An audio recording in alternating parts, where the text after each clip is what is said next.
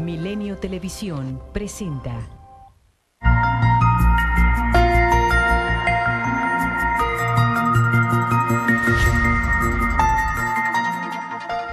Buenas noches. Bienvenidos a Milenio Mercados en Perspectiva, aquí como todos los domingos, con Juan Musi. Juan, muy buenas noches. ¿Qué tal? Muy buenas noches, Manolo. ¿Cómo estás? Y su servidor Manuel Somoza para hablar de temas económico-financieros en México y en el mundo. Y en la primera parte platicaremos de la semana y en la segunda parte trataremos de platicar de lo que significa la inversión extranjera en México en sus diferentes modalidades. Empezaríamos con México. Y más que datos económicos, yo lo que sentí en la semana fue claramente un cambio de actitud en las gentes que están renegociando el Tratado de Libre Comercio de América del Norte. Y este cambio de actitud, no me atrevo a decir si es bueno o es malo, pero lo que me lleva a mí a pensar es que México va a estar dispuesto a ceder algunas de las condiciones importantes que nos estaban imponiendo los Estados Unidos. Por ejemplo, las reglas de origen. Leí, y espero haberlo leído bien, que el secretario Guajardo dijo que sí van a cambiar las reglas de origen, que no era posible el mantener reglas de origen que se habían firmado hace 24 años, que el mundo había cambiado y que esto tendría que cambiar. Entonces, bueno, pues podemos dar por un hecho que eso va a suceder. Totalmente esperado, ¿no? Bueno, o sea, de alguna nosotros forma... habíamos dicho que probablemente México cediera. Era muy difícil pensar que se quedaba intacto, ¿no? Lo que es curioso es que el mercado lo acepta, ¿no? Así, tal cual, lo ve como algo bueno, el peso se revalúa, se baja de los 18.70, 18.80 a los 18.50, y a mí me llama la atención porque por más que firmemos un tratado de libre comercio, y ojalá y lo firmemos bien, y ojalá y sea pronto, cosa que dudo, así es. No va a ser tan bueno como el que tenemos. No. De eso estoy seguro. O sea, que vamos a tener que pagar un precio por el nuevo tratado, a mí no me cabe la menor duda. Entonces creo que los mercados de repente ahí se anticipan antes de hacer un análisis y decir, oye, ¿cuánto nos va a costar lo que vamos a tener que ceder? Estás celebrando, ¿no? Pues sí. Estás celebrando que del 60 vas a pasar el 75, por ejemplo. Celebra por anticipado, Así yo es. creo, ¿no? Sin conocer detalles. El efecto fue ese, ¿no? Sí, la verdad que sí se revaluó un poco el peso. Eso es lo que pasó en México. Así es. En Estados Unidos, no sé qué hayas visto tú, yo vi pues que el siguen saliendo... de Tillerson, ¿no? Bueno, buena información económica, sí, ¿no? Y pues platica de las monadas del doctor Trump, ¿no? Sí, yo creo que dominó la agenda, pues la parte política, ¿no? Como dices tú, la producción industrial en Estados Unidos salió bien, o sea, la parte económica sólida y bien. Y yo ahí sigo compartiendo lo que tú siempre has dicho. Este mérito de esta economía fuerte de Estados Unidos no tiene que ver con Obama, no tiene que ver con Trump, tiene que ver con la Fed, con tasas históricamente bajas, con dinero muy barato. Para mí es el arquitecto del crecimiento de la economía del mundo, no nada más de la norteamericana. Oye, hoy una hipoteca en Estados Unidos la puedes seguir obteniendo abajo el 3% a 30 años, ¿no? Hay dinero barato y a largo plazo. Además de esto que te comentaba, pues la declaración, no sé qué opines de guerra comercial contra China concretamente. Trump dice que les va a imponer tarifas de $60,000 millones. Hay que recordar... A una masa de $60,000 millones de mercancías que importan desde China, las ¿no? va a gravar. Así es, sin precisar qué en específico todavía. Y pues hasta ahorita el tono de China pues también ha sido bastante conciliador, ¿no? Pero creo que es preocupante en dos sentidos. En la guerra comercial no va a ganar nadie, el consumidor final pues va a pagar más si hay que tasar y ponerle aranceles a estas cosas. Y en materia de mercados habrá que ver si viene un reacomodo de reservas chinas, porque hay que recordar que los chinos financian 3 trillones de deuda norteamericana. Bueno, uno de los 3 trillones que tienen los chinos, 1 trillón está en treasuries. Así es. Perdón, es un montón de 3 trillones dinero totales, así es, 1 trillón está financiando deuda norteamericana, ¿no? Bueno, pues eso es lo que pasó en Estados Unidos y la verdad es tristísimo ver que el presidente Trump no entiende que el proteccionismo aísla, que el proteccionismo no genera crecimiento, que el proteccionismo a la larga lo que va a producir es pobreza y aislamiento, pero pues no lo entiende. Y si alguien lo ayudaba a entender que era Gary Cohn, lo despiden, ¿no? Entonces, ahora ya se quedó con los extremistas, ¿no? Con Peter Navarro y otra serie de individuos rarísimos ahí en la Casa Blanca, que lo único que quieren es destrozar el libre comercio que había venido floreciendo en el mundo y del cual nos hemos beneficiado todos, ¿no? En Europa no hubo nada. Pero la van a pagar, ¿eh? O sea, están inventando el hilo negro. Ir en contra de esta corriente, ir en contra de la globalización y de mejores precios, mejores prácticas, la van a pagar. Creo que la van a pagar, pero en el corto plazo nos están volviendo locos y afecta a los mercados, cada declaración que hacen, en fin, la verdad, en mala hora llegó Trump a la presidencia de Estados Unidos. Europa decía, bien, creciendo bien, para un crecimiento de alrededor del 2.5% este año.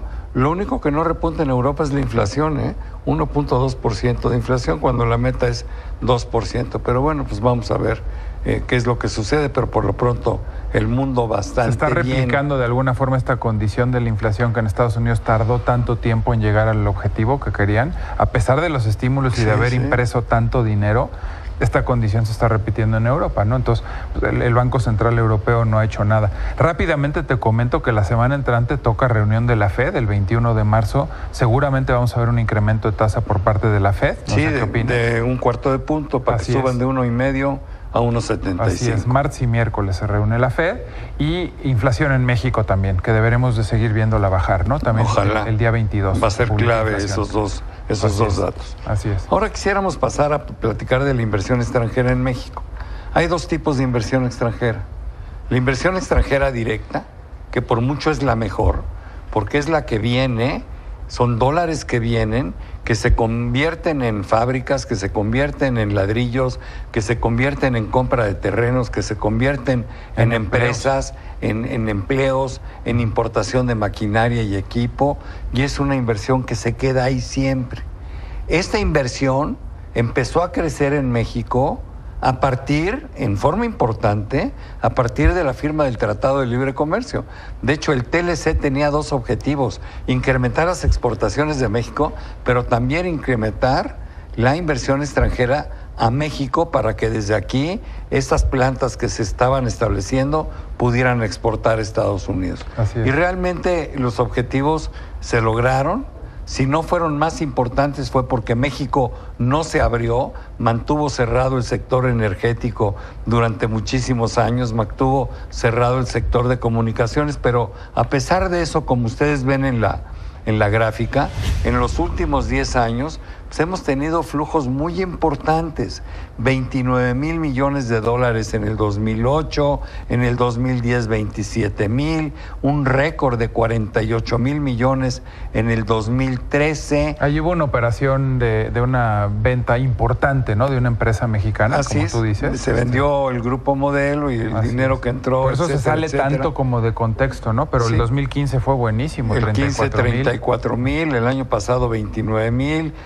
En fin, esperamos 30,000 millones para este año, con todo y la incertidumbre, con todo y el bloqueo que Donald Trump ha puesto a que las empresas extranjeras, o por lo menos estadounidenses y no extranjeras también, se establezcan en México, porque lo mismo chantajea a Ford que chantajea a Toyota, ¿no? Entonces, a pesar de que nos ha quitado algunas inversiones importantes, bueno, pues la verdad que las cifras son realmente trascendentes y ayudan mucho al desarrollo del país. Ojalá y esto lo vean los tres candidatos y el que llegue haga todo lo posible porque esta inversión extranjera directa se incremente, porque es por mucho la mejor que tiene el país. Todo lo que derivaría a la reforma energética se contabilizaría en inversión extranjera directa, es decir, las inversiones. Entonces, hay ya comprometidos más de 150,000 millones de dólares hasta ahorita en las licitaciones de las rondas que van. En los próximos 10 años, es muy buen dinero, ¿no? Buenísimo. Solo por ese concepto. Se va a notar en estas cifras, ¿no? El mensaje es, por favor, no sean brutos, ¿no? Cuídenlo. Sí, y no cuestionen la reforma energética y mucho menos cancelen. Por supuesto, ¿no? Pero después hay otro tipo de inversión.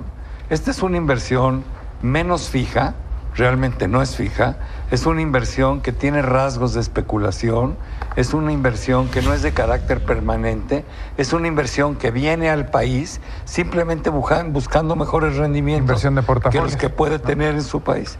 Y la dividimos en dos, la que va directamente a la compra de acciones que están registradas en la Bolsa de Valores o a inversiones en algunos fondos de inversión privado, inversiones en SECADES, etcétera, etcétera.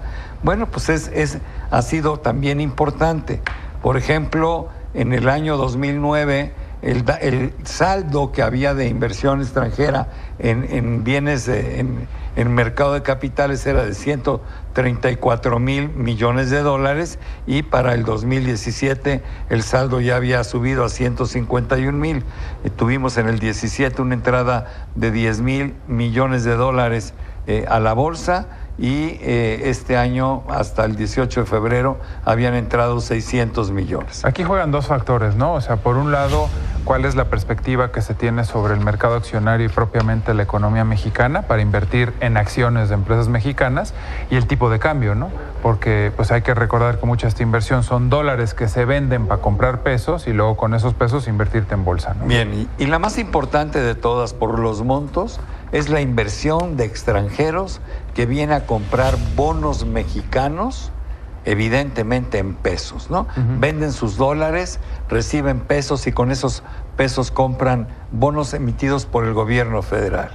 Ahí, a partir del 2008, empezaron a haber flujos muy importantes, al grado que al día de hoy el saldo es de 2 millones de millones, 2.043 millones de millones. O sea, en castellano serían 2 billones de pesos. Esa es una cantidad enorme de dinero, enorme de dinero. Lo más sorprendente es que los saldos, si usted ve el cuadro, se han mantenido prácticamente fijos desde que alcanzaron su máximo en el 2014. O sea, esos que dicen que el dinero se está yendo de México, evidentemente no es cierto. Este dinero se ha quedado ahí. Y aquí es muy importante para que se siga quedando, para que no se vaya, para que no nos vaya a organizar un desastre en el tipo de cambio, que haya confianza en el país, que la deuda mexicana mantenga su grado de inversión, que tengamos finanzas públicas sanas, que se mantenga la reforma energética, en fin, que México se mantenga abierto al mundo. Por eso cuando te dicen hasta dónde puede llegar el tipo de cambio ante un resultado adverso en las elecciones es bien impredecible. Decisiones equivocadas podían hacer que esto se saliera y esto fue lo que organizó la crisis de 1994. Estoy totalmente de acuerdo. Hablaremos más porque es un tema muy, muy importante, pero bueno, se nos acabó el tiempo. Sí, pero tienes razón, esto podría detonar incluso una crisis. Por eso hay que cuidarlo. Juan, muchas gracias, pero sobre todo gracias a ustedes por estar con nosotros aquí en Milenio Mercados en Perspectiva todos los domingos. Muchas gracias y muy buenas noches.